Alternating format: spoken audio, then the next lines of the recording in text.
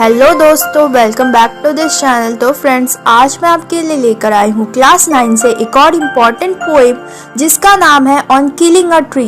तो फ्रेंड्स, इस पोएम के पोएट का नाम है गीव पटेल, जो कि एक इंडियन पोएट है। तो फ्रेंड्स, एक्सप्लेनेशन शुरू करने से पहले जिन्होंने अभी तक इस चैनल को सब्सक्राइब नहीं किया है कर दो, और वीडियो पसंद आए तो लाइक कर देना। तो चलिए बिना बकवास के पोएम का एक्सप्लेनेशन शुरू करते हैं। आपने बहुत सारे लोगों को पेड़ काटते हुए देखा होगा, पर क्या वो लोग पेड़ को मार सकते हैं? क्या पेड़ को मारना इतना आसान होता है? तो चलिए पोएम को पढ़ते हैं और समझते हैं कि पोएट यहाँ पर क्या कहना चाहते हैं। तो फ्रेंड्स, इस पोएम में पोएट हमें बताते हैं कि एक पेड़ को कैसे जान से मारना चाहिए। तो ये पोएम आप जैसे जैसे पढ़ेंगे तो आपको पता चलेगा कि यहाँ पर पोएट जो है वो हमें बता रहे हैं कि एक पेड़ को कैसे जान से मारना चाहिए। लेकिन इस पोएम के जरिए पोएट हमें ये कहना चाहते हैं कि हमें पेड़ को नहीं काटना चाहिए, उनको भी दर्द होता है। तो पोएट हमें जागरूक करना चाहते हैं कि पेड़ को हमें नहीं काटना चाहिए। तो इस पोएम में बेसिकली जो पोएट है वो सेव ट्री का मैसेज देना चाहते हैं। वो इस पोएम के ज़रिए ये बताना चाहते हैं कि एक पेड़ को कैसे दर्द होता है जब हम उसे मारते हैं। तो जब आप पढ़ेंगे तो आपको दिखाई देगा कि पोएट हमें बताते हैं कि पेड़ को कैसे मारा जाना चाहिए, उसे कैसे जान से मार देना चाहिए। लेकिन इस पोएम के ज़रिए पोएट जो है वो पेड़ के दर्द को हमें बताना चाहते हैं कि जब हम उसे किल करते हैं तो उसे कितना दर्द होता है और कैसे वो तड़प तड़प कर मरता है।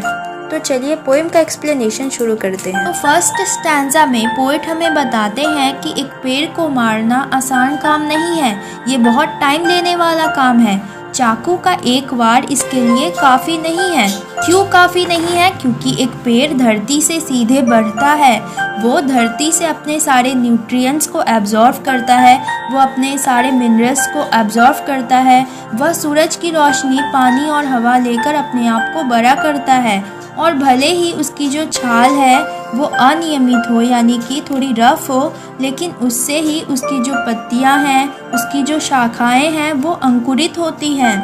पेड़ का बार्क का कलर कभी कभी डिस्कलर्ड हो जाता है, तो उसी को पोएट ने यहाँ पर लेप्रासाइड कहा है। तो पोएट कहते हैं कि पेड़ का बार्क का कलर भले ही डिस्कलर्ड हो जाए, लेकिन वहाँ से भी जो लीव्स है, जो ट्विग्स है, जो टहनियाँ हैं वो निकलती हैं, तब जाके एक पेड़ बनता है। तो पेड़ जो कि बहुत सालों तक सनलाइट, एयर, वाटर और ज़मीन से मिनरल्स लेकर बड़ा होता है, उसे मारने के लिए बहुत टाइम की ज़रूरत है, वो एक चाकू के वार से नहीं मर सकता। तो सेकंड स्टैंजा में पोएट हमसे कहते हैं कि एक चाकू या कुल्हाड़ी के वार से कभी भी पेड़ को नीचे नहीं गिराया जा सकता, या फिर किसी शाखा को काट देने से पेड़ जो है वो नीचे नहीं गिरने वाला।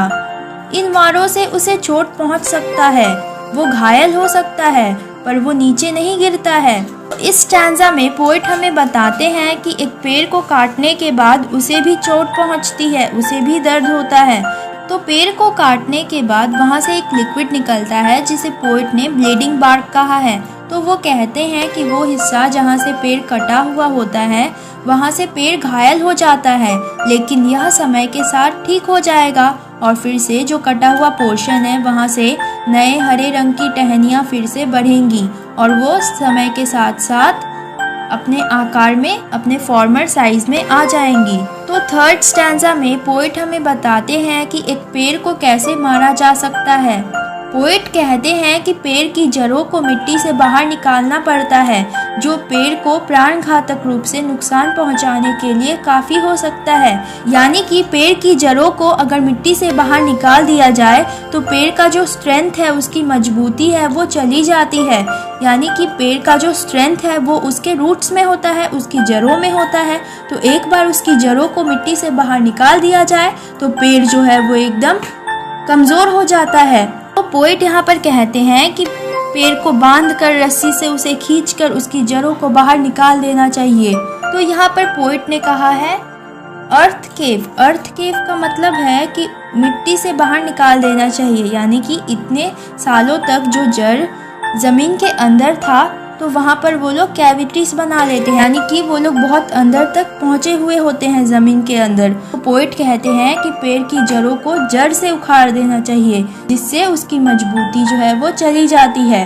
फिर पोएट कहते हैं कि जैसे ही उसकी जड़ उखड़ जाती है और वो एक्सपोज हो जाता है, यानी कि जमीन से बाहर निकल जाता है, तो वो जो वाइट और वेट कलर का जो रूट है, जो कि सेंसिटिव पार्ट होता है और जो सालों तक धरती के अंदर छिपा हुआ था, वो अब बाहर निकल चुका है और पेड़ जो है वो कमज़ोर हो गया है। तो फोर्थ स्टैंजा में पोएट कहते हैं कि अब चूंकि पेड़ जो है वो उखड़ गया है, तो वो धीरे धीरे सूखना शुरू हो जाएगा।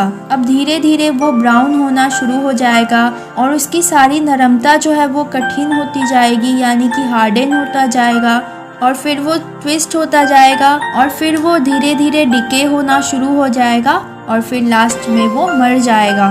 तो पोएट कहते हैं कि एक पेड़ को बड़ा होने में, एक पेड़ बनने में, एक पौधे से पेड़ बनने में बहुत टाइम लगता है, वैसे ही एक पेड़ को मरने में भी बहुत टाइम लगता है।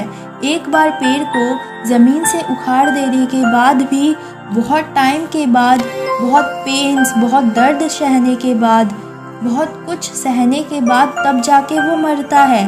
तो पोएट यहाँ पर हमें बता रहे हैं कि पेड़ को कैसे मारा जाना चाहिए, लेकिन यहाँ पर पोएट हमें अवेकन कर रहे हैं कि हमें पेड़ को नहीं मारना चाहिए, पेड़ को बहुत ज़्यादा ही दर्द होता है। तो इस स्टैंजा में पोएट ने हमें बताया है कितने दर्द सहने के बाद तब जाकर पेड़ जो है वो मरता है।